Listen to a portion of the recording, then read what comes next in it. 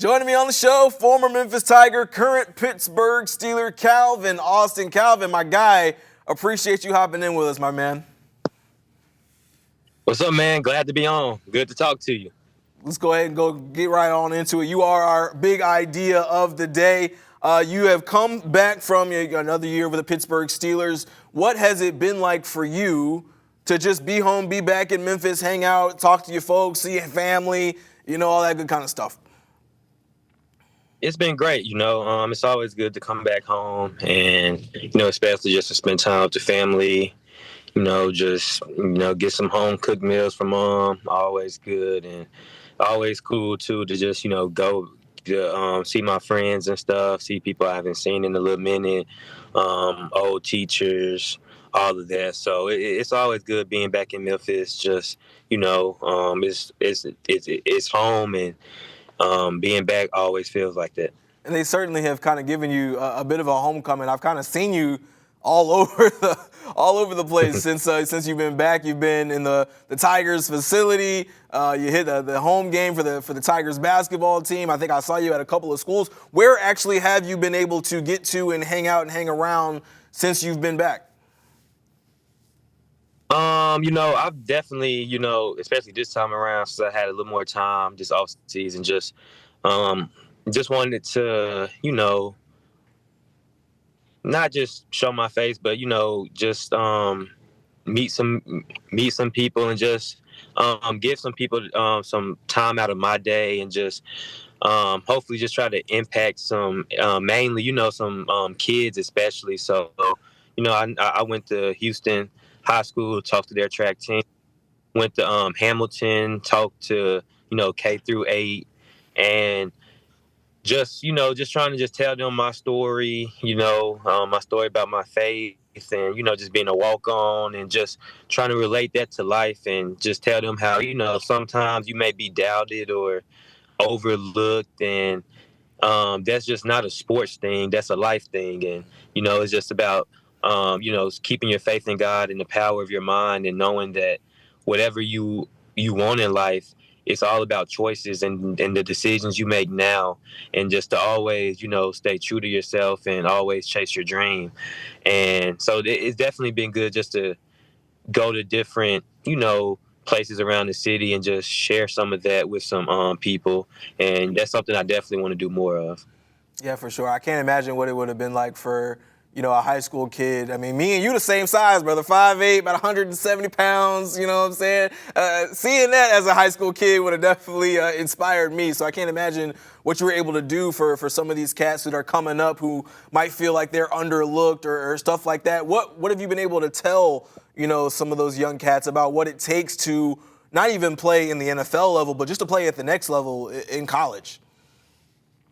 I tell them that, a lot of times you can you can fool yourself into thinking, okay, practice is over.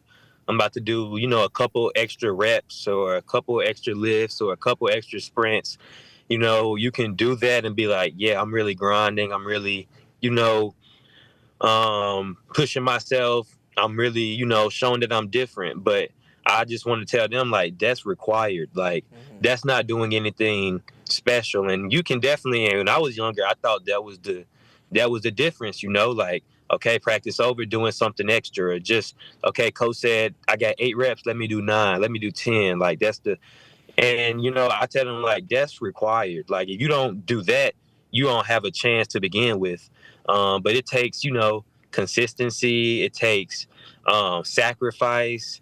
It takes determination. It takes like willpower. All those things. It takes, school, educating your mind. All those factors play in to get you to, if you want to get to the next level, or just really if you want to fulfill your full potential in whatever you do. All those things are required. The extra work, that's not the thing that's going to separate you and get you there. That's something that I feel like is just simply required, because you can kind of get into a mindset of,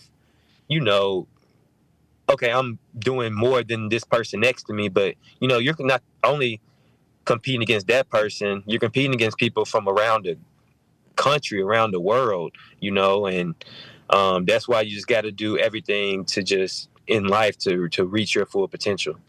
Yeah, for sure. I mean, your story in particular is almost the epitome of all the things that you just said. You were at Harding Academy, walked on for the Memphis Tigers, spent 4 years there, eventually, got on scholarship, and then drafted to the Pittsburgh Steelers in I think it was the 4th round, right? What were those first couple of years like with the Steelers, kind of figuring out, where you belong or making yourself feel like you belong kind of on that level? Obviously, it's just going to be a transition regardless of where you get drafted to or where you go. Just, from college to the league is just, you got more free time. You don't got class and stuff. Right. So, I mean, that's the difference in I'm and of sure you itself. love And you're that, in a new right? city. But as far as like, being on the field and everything, had that, I always had that like mindset to where I always felt like I belong, and it was just through me really continuing to do what I did at Memphis. And, at Memphis, I feel like I really came into myself just from working hard at practice and pushing myself that way. And it made it to where when I got to Pittsburgh, I mean, I was just like, that's where I'm gonna make my mark, and that's where I'm gonna, gain even more confidence that I already have, because those plays that you make in practice and stuff, those are the same, opportunities and attempts you'll get in the game. And usually, practices, since you're going against teammates, people who know your game and stuff, know what plays you like to do, practice is usually harder than the game. So, just taking practice and using that as like my way of showing that I belong and that, I deserve to be on the field is something that I just took with me. But I really instilled that in Memphis, because that's not just a switch you can like turn on and off. I mean, we know what Memphis is all about. We talk about grit and grind and that the basketball side of things, but that really applies to really what the whole city is like, and I think the football side too. When you got to Pittsburgh, and now that you've been there for a couple of years, do you see similarities between what you grew up here in Memphis and what you experience in Pittsburgh now?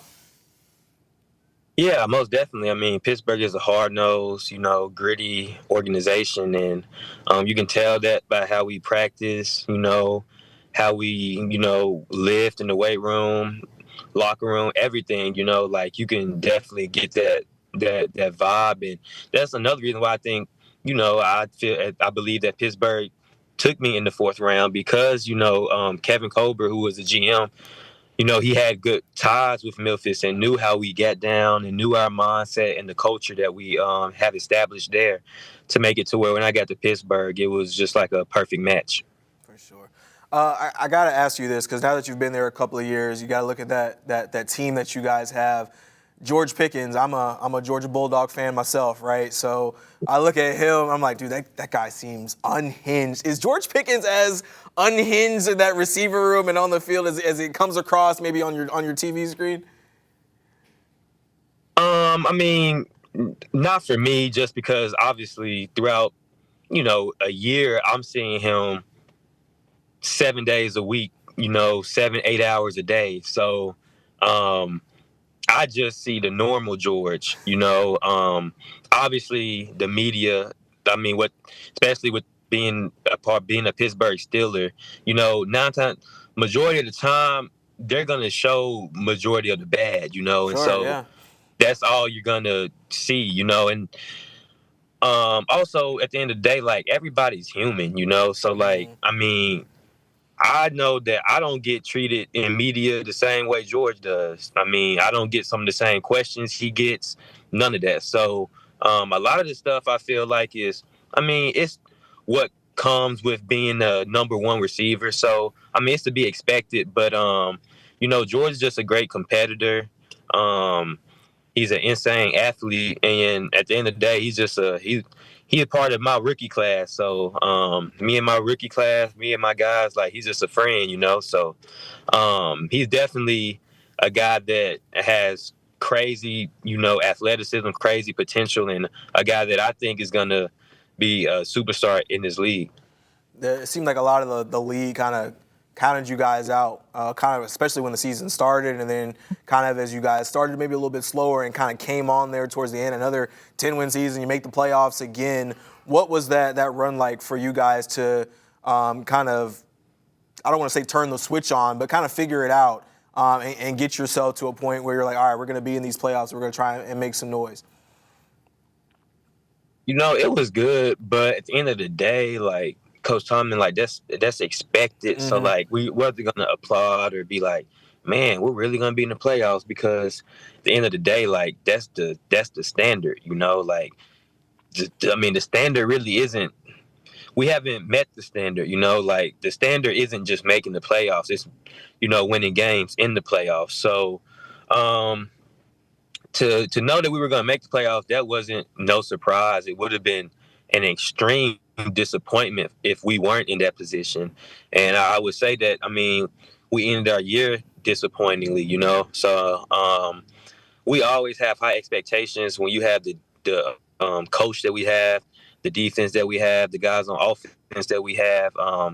We believe that we're capable of beating anybody. So with that mindset, anything short of a Super Bowl is almost a failure. So we definitely, from the year before to this year, our offense definitely improved. But, that's not all we're looking for. We're just not just like I was saying about, like, a requirement to improve each year as a team. That's a requirement, but to win the Super Bowl, that's the main thing, So we were definitely, we definitely weren't happy with the results. Yeah. You talk about trying to put yourself in a position to win a Super Bowl. You guys made some changes last year. You bring in Arthur Smith, who was the head coach of my Atlanta Falcons at one point or another. He's come in, flipped you guys' offense, kind of made something of what Russell Wilson and Justin Fields were able to do. How did he kind of flip the switch in y'all's offense? What did he do that allowed you guys to be kind of better from one year to the other?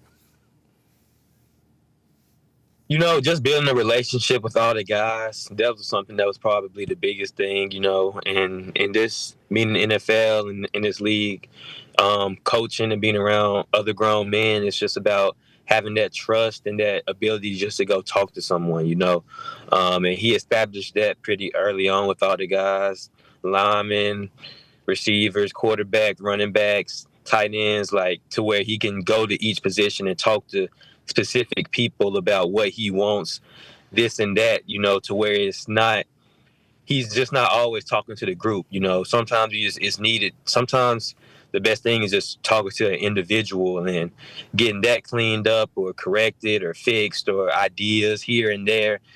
Sometimes it's just not needed to just speak. Sometimes when you speak to a whole group, it just doesn't resonate with the individuals that it really need to resonate with. So by building that relationship with everybody, it allows to where it's easy for him to just come and, talk to one of us. And that's probably the biggest thing. Yeah, relationships are everything, and it's not just in football. It's in business. It's in life. It's in however you choose to kind of operate. You were mentioning, we were talking about George Pickens. You talked about kind of that number one receiver. I gotta ask you. DK Metcalf. He's asking for the trade. I don't get you in trouble. No tampering or nothing like that. But is that a guy that you'd want to see in your locker room if he's available, and you guys are looking to make some moves? Obviously, always trying to improve. Year over year. I'm whatever Omar and Coach T, think is gonna be best for the team. I'm all for it.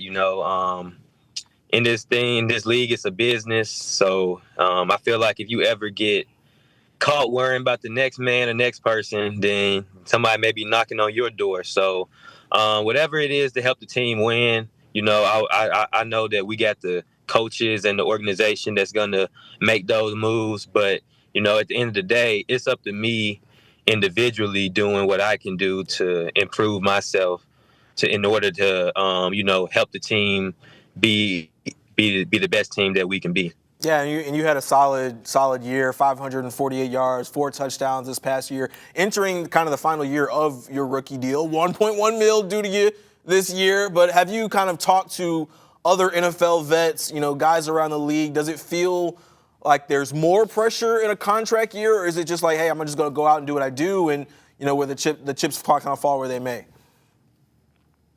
Yeah, it's definitely just let the chips fall where they may.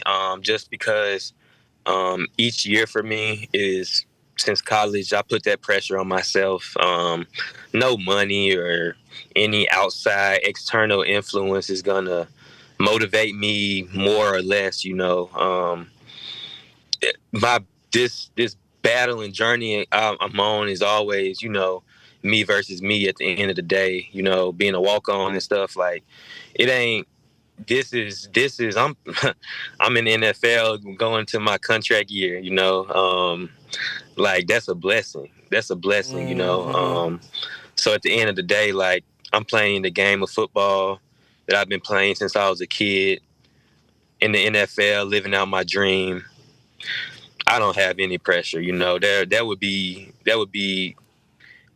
people who really face pressure in this world. That would be just me, like not being, being empathetic to Yeah. them to say I have pressure to, whether I'm gonna make less millions or more millions. That's just a blessing, at the end of the day. So yeah, just with me and my mindset going to this year is just continue to do what I do. I've never been a guy that when things come good to slack off and work. All I know is work. So at the end of the day, I'm just gonna stick to what I know. All right. Well, we're certainly hoping for a ball-out year for you as you kind of go into this year, and maybe we're hoping your Steelers make some noise in the playoffs again. Yes, Last sir. week, though, let's kind of switch gears. You talk about former Memphis Tigers. Well, Seth Hennigan and Rock Taylor took part in the NFL Draft Scouting Combine. They were the first pair of Tigers to get invited to the Combine. Get this, Calvin, since 2022, when you and Dylan Parham rep those Tiger stripes, and they had a pretty good showing. A 4.76 40-yard dash for Seth Hennigan. Rock Taylor ran a 4.49. Taylor had a broad jump of 10 feet 2 inches. Hennigan was 9 feet 6 inches. I know we call you Can't Catch Cal, right? I think you had, a 4.3 at the Combine? I mean, 4.32. what do Yeah, you yeah. what do you remember about your Combine experience and what that kind of entering that first year looked like and felt like for you, and especially that experience in Indianapolis? It was definitely a fun experience, and one of those dream come true moments. Just personally for me, growing up, always watching the combine and everything, and so now I'm then taking that field in Indy. Knowing that GMs, coaches, scouts are all up there watching. It was just a moment where I was just truly at peace. I was just truly. I mean, at the end of the day, the combine is it's almost like a track meet, and you run and you run some routes, and so that was putting the combine in perspective is really that was the easiest thing for me to do out the whole process. Probably the toughest thing about the combine is all the meetings and interviews and stuff you have to do, but the on-field portion, I mean, that's almost a track meet, running, jumping, doing that, showing off my athleticism where that's what I wanted because I knew I was going to be able to perform well. And seeing how Seth and Rock did, and them checking that milestone off, it just really puts you in the mindset that the NFL is right around the corner, and it just gets you ready, and it's definitely I feel like you get past that combine, it like makes everything, I feel like, that much more smoother because you're doing all your training a lot of the time for the combine, and of course pro day as well. But that combine is like that first showing, so it's definitely something that I'm glad that they perform well in, and it'll definitely help set them up going into year one. Were you able to catch up with either of them kind of before or after and just kind of get a feel for, or give them a feel for what to kind of expect, or, just kind of catch up with them afterwards? Yeah, I haven't talked to them after. I talked to Seth before. He had just a couple weeks before, he had just asked me about the whole entire process and what to expect, any advice I give him. So, I obviously talked to him, sent him a little voice memo explaining stuff. And I told Rock, great job after the combine and everything. So it's always cool to, continue those relationship with guys that, I played with and that are coming across the same experiences that I went through.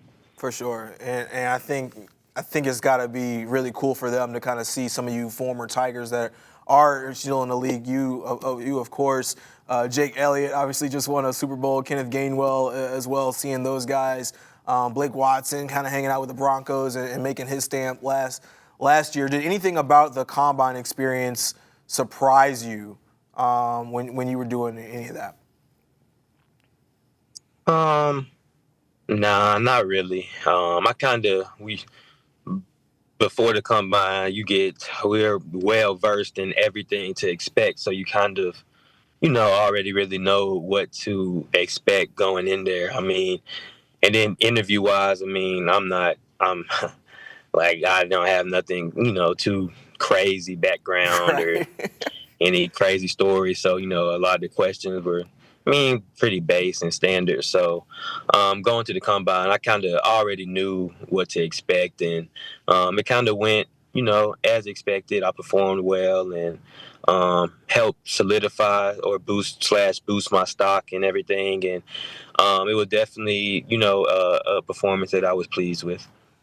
All right. Well, certainly I hope that Seth and Rocket have the same kind of success that you had, and you're kind of going into your rookie year. Calvin, I just want to say thank you for joining us on the 24th floor. Know you got a lot of stuff going on. Know you got a lot of people to see when you come out here. I just got to know, like, where was the first place you had to hit food-wise before you started, doing all your meet and greets with everybody else? Yeah, so my best friend, he owns this barbecue restaurant. It's called Grill Master Chew, Okay. Chew, and it's the best barbecue. Smoked Alfredo, smoked broccoli, smoked turkey leg. It's Ooh, that the sounds best good. barbecue and some of the best food in the city. So definitely went to Grill Master Chew, Wing Guru. So yeah, them was some of my first Babalu as well. I like me some Babalu. So them was my three first stops that I had to hit. For sure, for sure. All right, well, sure you're going to go get some more of that good stuff. It was great chatting with you, man, and best of luck with the Steelers next year. Thank you, man. Great talking to you. Appreciate it.